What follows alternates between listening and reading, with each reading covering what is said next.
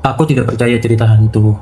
Sampai suatu malam, seorang pria tua datang ke warung kopi tempatku bekerja dan menceritakan pengalaman yang membuatku tidak bisa tidur selama berminggu-minggu.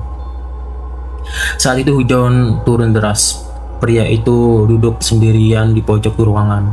Wajahnya pucat, matanya kecekuk, dan tangannya bergetar saat memegang secangkir kopi hitam.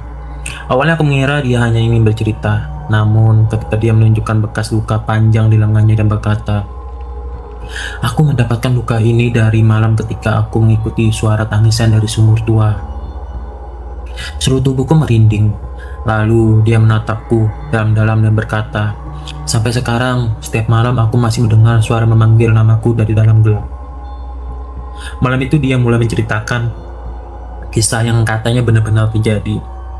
Dan inilah ceritanya. Namaku Hendra.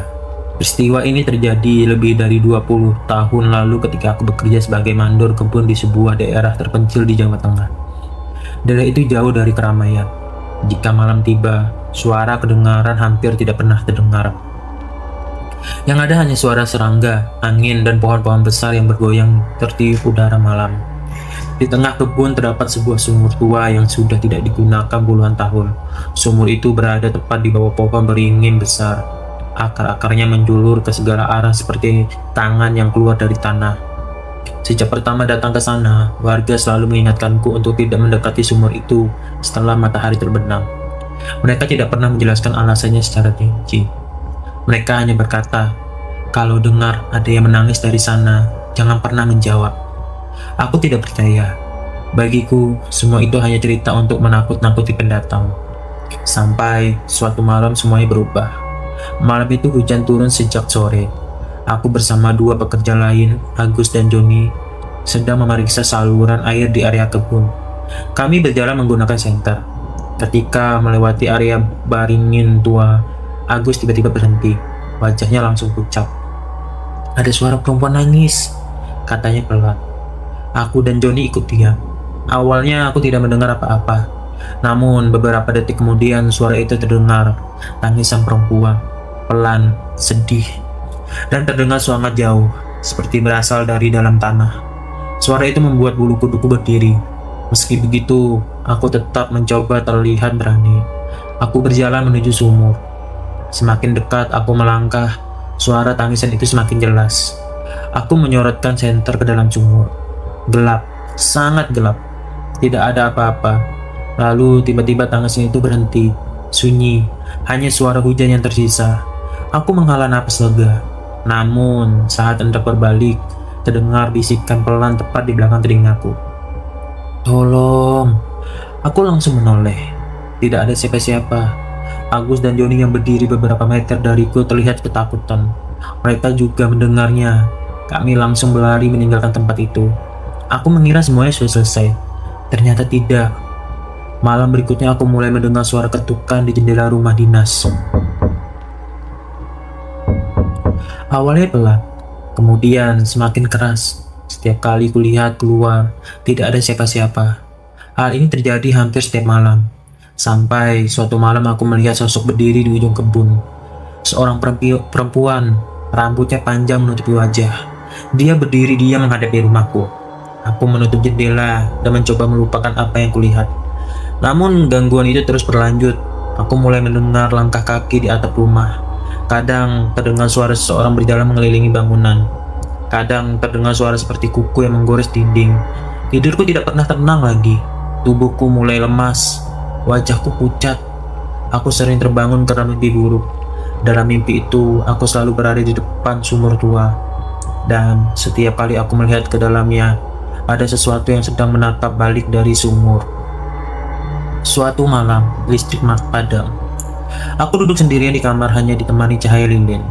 Tiba-tiba terdengar suara perempuan memanggil namaku. "Hendra!"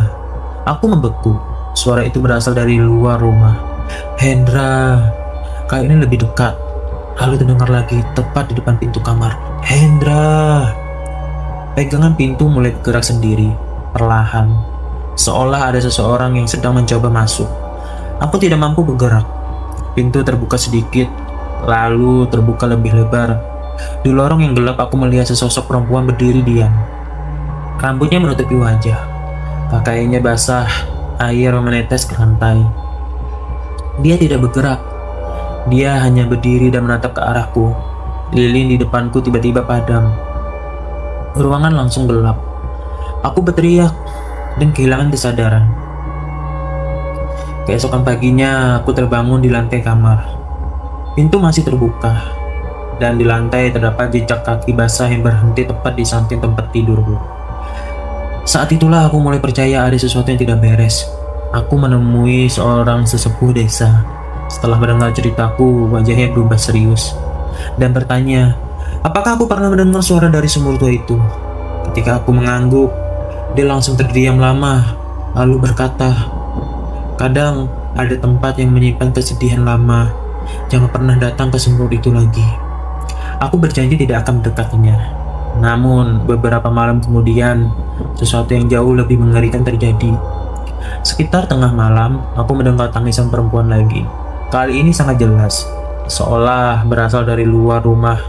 Entah kenapa, tubuhku terasa ringan. Aku seperti tertarik untuk keluar. Aku mengambil senter dan berjalan mengikuti suara itu. Langkah kakiku membawaku menuju sumur tua. Saat tiba di sana, udara terasa sangat dingin. Kabut tipis menyelimuti area sekitar. Aku menyorotkan senter ke arah sumur. Lalu aku melihat sesuatu yang membuat tubuhku gemetar. Di sekeliling sumur berdiri banyak sosok hitam, diam, tidak bergerak. Mereka menghadap ke arah sumur, seperti sedang memperhatikan sesuatu. Aku tidak bisa menghitung jumlahnya, mungkin belasan, mungkin puluhan. Tiba-tiba salah satu sosok menoleh ke arahku. Kemudian yang lain ikut menoleh. Aku membeku. Wajah mereka gelap, tidak jelas. Namun aku merasa semuanya sedang melihatku. Tangisan dari dalam sumur terdengar semakin keras. Aku mundur perlahan. Lalu tanpa sengaja cahaya senterku menyorot ke dasar sumur. Dan di sanalah aku melihatnya, seorang perempuan berdiri di dalam air.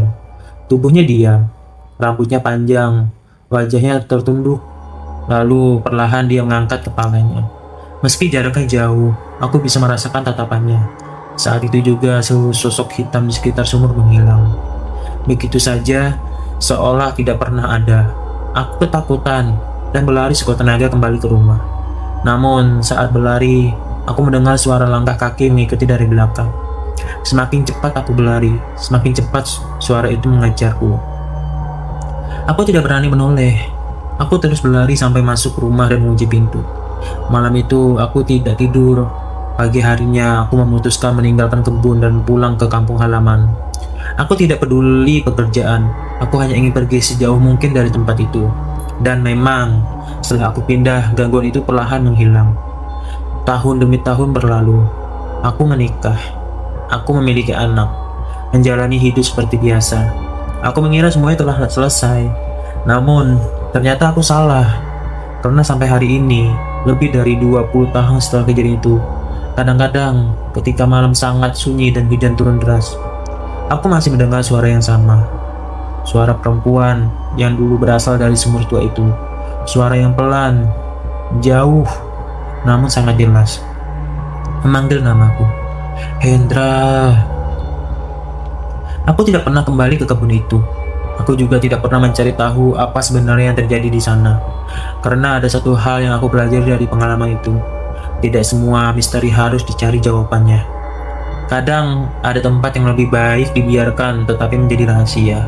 Dan jika suatu hari kalian melewati sebuah sumur tua yang sudah lama terbengkalai, lalu mendengar suara menangis dari dalamnya, jangan pernah mencoba mencari sumber suara itu. Jangan pernah menjawab. Dan apapun yang terjadi, jangan pernah melihat terlalu lama ke dalam kegelapannya. Karena bisa saja ada sesuatu yang sedang menunggu kalian melihat balik. Terima kasih sudah mendengarkan cerita horor malam ini. Jika kalian suka cerita seperti ini, jangan lupa klik like, subscribe, dan nyalakan lonceng notifikasi agar tidak ketinggalan cerita-cerita menyenangkan lainnya. Tulis juga pengalaman horor kalian di kolom komentar. Sampai jumpa di cerita berikutnya. Dan selamat beristirahat jika kalian berani.